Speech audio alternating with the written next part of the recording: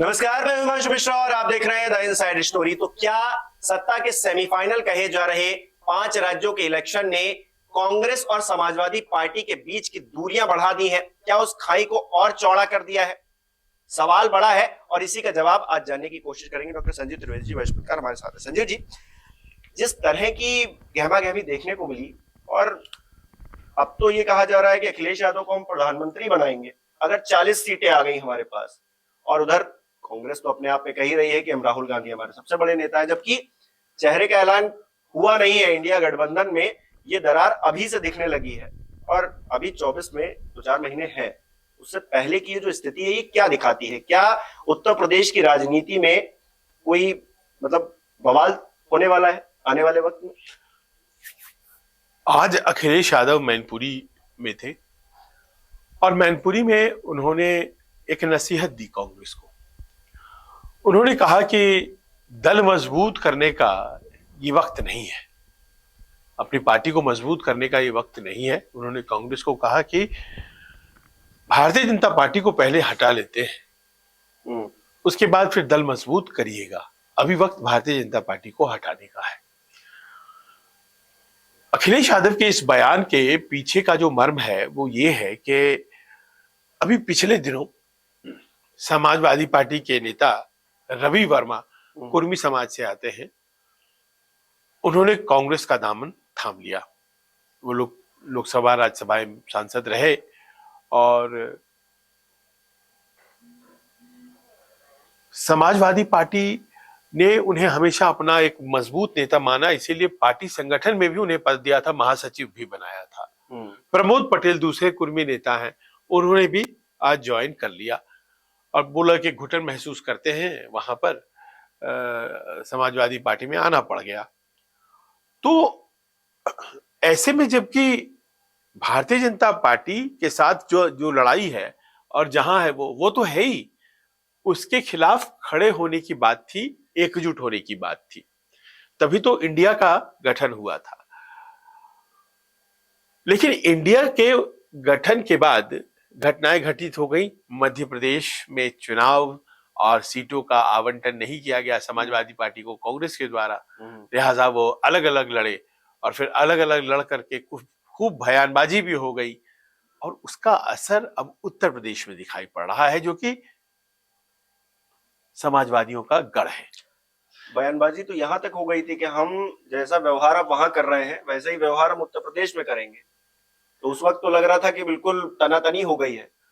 देखिए, अब कांग्रेस ने उस वक्त कोई जवाब नहीं दिया, कोई केंद्रीय नेतृत्व की तरफ से जवाब नहीं आया और जो मध्य प्रदेश में खींचतान मची थी, जिस पर बड़ी नाराजगी दिखाई थी समाजवादी पार्टी ने, और अखिलेश यादव ने यहां तक कहा कि अगर मुझे पता होता कि राज्यों में कोई गठबंधन नहीं होगा तो मैं इंडिया में शामिल ही ना होता।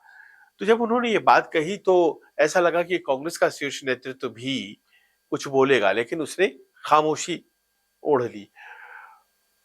प्रेस कॉन्फ्रेंसेस में कुछ बातें जब पूछी गई तो बस इतना कहा गया कि अभी तो चुनाव का वक्त है, बाद में सब लोग मिल बैठेंगे, सही कर लेंगे। पर कांग्रेस किसी विशेष रणनीति पर काम कर रही थी और वो रणनीति अब उत्तर प्रदेश में दिखाई पड़ रही है और उसी का परिणाम है कि अखिलेश यादव थोड़े टोन डाउन हुए और उन्होंने कहा कि बीजेपी को हटाइए, अपनी पार्टी बाद में बनाइएगा। देखिए, कांग्रेस ने उस समय खामोशी जो थामी, उसके बाद से उसने ऐसा लगा जैसे कि जो नए प्रदेश अध्यक्ष हैं कांग्रेस के, अजय राय, उन्हें फ्री हैंड दे दिया। और फ्री हैंड कुछ इस तरह से कि हाल के दिनों में अकालियतों की अलग से बैठक, ओबीसी समुदाय की बैठक, सवर्णों में तो घूमते रहते ही थे और समाजवादी पार्टी कांग्रेस के साथ जाना चाहती है या गई है अगर पूर्व में, तो उसकी एक मंशा होती थी कि कुछ सवर्ण वोट मिल जाएंगे। हालांकि आज की तारीख में ज्यादातर सवर्ण जो है भारतीय जनता पार्टी के साथ है उत्तर प्रदेश में, लेकिन एक गठबंधन हो जाता है तो कुछ वोट मिल जाएंगे। लेकिन यहाँ तो समाजवादी पार्टी को अब लग रहा है कि जो खटास मध्य प्रदेश चुनाव में आई कांग्रेस और मध्य प्रदेश और समाजवादी पार्टी के बीच में, तो उस खटास का लाभ उठा रही है कांग्रेस और कांग्रेस समाजवादी पार्टी के नेताओं को ही अपने में मिला रही है। और अपनी जमीन समाजवादी पार्टी के वोट बैंक में मजबूत कर रही है। लेकिन क्या कांग्रेस नेगोशिएट कर पाने की स्थिति में है? कांग्रेस की जो स्थिति उत्तर प्रदेश के अंदर है वो हम सब जानते हैं, और समाजवादी पार्टी अखिलेश यादव के नेतृत्व में सबसे बड़ी विपक्षी पार्टी, इस बात से इनकार नहीं किया जा सकता है। तो यहां पर प्रेशर जो होगा वो अखिलेश यादव का होगा, और दो चार नेता चुनाव से पहले अगर आ जाए तो क्या इसको ये मान लिया जाए कि पार्टी तोड़ने की कोशिश कर रही है कांग्रेस समाजवादी पार्टी? देखिए, यही बताने की कोशिश कर रहे हैं अखिलेश यादव। उन्होंने कहा है कि साहब, पार्टी बनाने का ये वक्त नहीं है। मतलब आप चाह भी लेंगे तो आपकी पार्टी उत्तर प्रदेश में उसका गठन नहीं हो पाएगा। कुर्मी समाज को जोड़ लीजिएगा, 6% कुर्मी समाज है और बड़ा मजबूत वर्ग माना जाता है। लेकिन ये कुर्मी समाज मत भूलिए कि उत्तर प्रदेश में भारतीय जनता पार्टी के साथ भी है, कुशवाहा तो बिल्कुल ही है। तो ऐसे में आप कुछ भी कर लें, कोशिश कर लें, अभी उसका बहुत फल निकलेगा ऐसा तो है नहीं। और उस क्रम में देखिए क्या होगा कि समाजवादी पार्टी कांग्रेस के बीच अगर जिस तरह का सियासी दुराव हम देख रहे हैं तो ये भारतीय जनता पार्टी के पक्ष में जाएगा।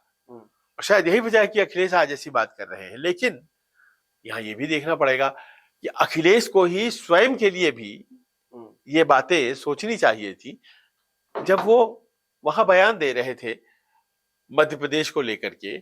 हमें पता होता तो हम इंडिया में जाते ही नहीं, कांग्रेस बड़ी चालबाज पार्टी है, कांग्रेस को वोट मत करना। ये सब तमाम अलग अलग मौकों पर अलग अलग भाषणों में उन्होंने जो बोला है, ये भी कोई गठबंधन को मजबूत करने वाले इरादे से तो नहीं कहा है।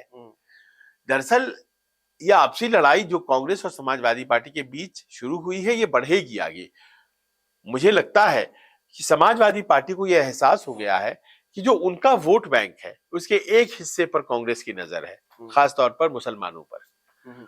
और मुसलमानों को भी ये लगने लगा है कि राष्ट्रीय स्तर पर जो चुनाव होंगे उसमें तो कम से कम कांग्रेस के साथ ही जाने की जरूरत है, क्योंकि राष्ट्रीय स्तर पर अगर कोई बीजेपी से लड़ रहा है तो वो भारतीय जनता पार्टी बनाम कांग्रेस ही होता है। तो फिर हम कांग्रेस के साथ क्यों ना जाएं? और जब ये होता है तो फिर ये वोट बैंक काटेगा अखिलेश यादव का। और अखिलेश यादव की यही सबसे बड़ी चिंता है कि अपने वोट बैंक को आप कायम कैसे रखेंगे। जब कायम रहा तब तो 125 सीटें ही आई सपा गठबंधन को, जब कायम नहीं रहेगा तो क्या स्थिति रहेगी।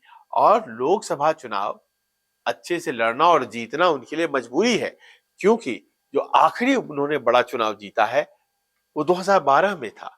2017 हार गए, 19 हार गए, 22 हार गए, और अब कोई भी चुनाव जो होते हैं उसमें जीतना उनके लिए बहुत जरूरी है। ऐसे में अगर अलगाव हो रहा है कांग्रेस के साथ, बहुत थोड़ी सी ही मान लीजिए उनके पास ताकत है, लेकिन वो अलगाव जो हो रहा है उससे एक पूरे भारत में परसेप्शन बनेगा, उत्तर प्रदेश में परसेप्शन बनेगा। और अखिलेश यादव थोड़े से अप डाउन मूड में आते हुए दिखाई पड़ रहे हैं, लेकिन कांग्रेस एडवांटेज उठाते हुए अपने आप को समाजवादी पार्टी से डीलिंक करते हुए इस कोशिश में है कि पार्टी स्ट्रक्चर को बिल्ड कर लिया जाए। उत्तर प्रदेश से गांधी परिवार आता है, दयनीय स्थिति है कांग्रेस की, तो पार्टी बना ली जाए। और ये 4 महीने पहले जो हो रहा है ये इंडिया गठबंधन की एकता के लिए अच्छी बात नहीं। अच्छा, हम लोग पहले भी बात कर रहे थे, जब ये 5 राज्यों के इलेक्शंस की घोषणा नहीं हुई थी या होने वाली थी, उस वक्त भी हमने जो चर्चा की इसी मंच पर कि ये जो अलग अलग लड़ने की इंडिया गठबंधन में सब है, लेकिन हम राज्यों में अलग अलग लड़ेंगे, इसका परिणाम कहीं ना कहीं 24 में देखने को मिलेगा। और ये जो झगड़ा हुआ है, इस बीच सियासी झगड़ा जो हुआ, बयानबाजी हुई है, इसका असर क्या 24 में अब हम और स्पष्ट तौर पे कह सकते हैं कि देखने को मिलेगा? क्योंकि जनता के बीच आप जाते हैं और इस तरह के बयान देते हैं, तो आप जब इलेक्शन में जाएंगे, आप साथ में एक साथ रैलियां करेंगे, तो लोग पूछेंगे कि आप तो कह रहे थे कि इनको वोट मत दीजिए, हम आपके साथ वैसा ही सलूक करेंगे जैसा आप हमारे साथ यहाँ कर रहे हैं। तो ये सब बयान कहीं जाएंगे नहीं, उस वक्त ये और ज्यादा डैमेज करेंगे। जहां जो बयान दे दिए जाते हैं वो वायुमंडल में ही रहते हैं। हाँ, और 20 साल भी बाद उसे कोट किया सोशल मीडिया का जमाना है, हर कोई हर चीज खोज लेता है। अब प्रधानमंत्री नरेंद्र मोदी के भी बहुत सारे बयान पिछले आते हैं, चलते ही रहते हैं। लालू यादव ने एक बार बोल दिया था या नहीं बोला था, वो कहते हैं हमने नहीं बोला था, भूरा बाल साफ करो। तो भूरा बाल में 4 वो एनक्रिप्शन था, एनक्रिप्टेड कोड की तरह, भू से भूमिहार, रा से राजपूत, बा से ब्राह्मण, अल्लाह से लाला, वहां कायस्थों को लाला बोलते हैं, तो भूरा बाल उन्होंने कहा। अब ये बयान उन पे चिपक गया। अब वो आज तक लोग बोलते हैं और कहते हैं कि आपको सवर्ण का वोट कैसे मिलेगा, आप तो भूरा बाल साफ करने की बात कर रहे थे। और प्रकारांतर से आप देखिए तो पलायन उनके दौर में ही शुरू हुआ बिहार से, मैसिव। और खासतौर पर पलायन में जो वहां के सवर्ण हैं वो सबसे ज्यादा निकले वहां से। तो इन बयानों का क्या वैल्यू होता है? मायावती जी ने कहा कि तिलक तराजू और तलवार, बीएसपी ने कहा इनको मारो जूते चार। अब आज भी लोगों को ये तिलक तराजू और तलवार वालों को उन पर भरोसा करने में थोड़ी दिक्कत आती है। सही बात है। तो बयानों का तो बड़ा महत्व होता है। अब बयान दे दिए गए कि कांग्रेस बड़ी धोखेबाज पार्टी है, कांग्रेस से बच के रहना, इसे वोट मत देना। ये एक ही सिक्के के दो पहलू है, बीजेपी और कांग्रेस। तो जब ये बोले गए तो वो शब्द ब्रह्म होते हैं, वो ब्रह्मांड में रह जाते हैं और बार बार आपको विजिट करते हैं आकर के। अब लोकसभा की तरफ जब आप बढ़ेंगे तो ये तमाम बयान आड़े आएंगे। हो सकता है कि उस वक्त स्टेट्समैनशिप दिखाई जाएगी और कहा जाएगा कि हीट ऑफ द मोमेंट में बोला गया, चुनावी दौर में बोला गया, इसको बहुत गंभीरता से नहीं लेना है। लेकिन कहते हैं ना कि पड़े गांठ पड़ जाए।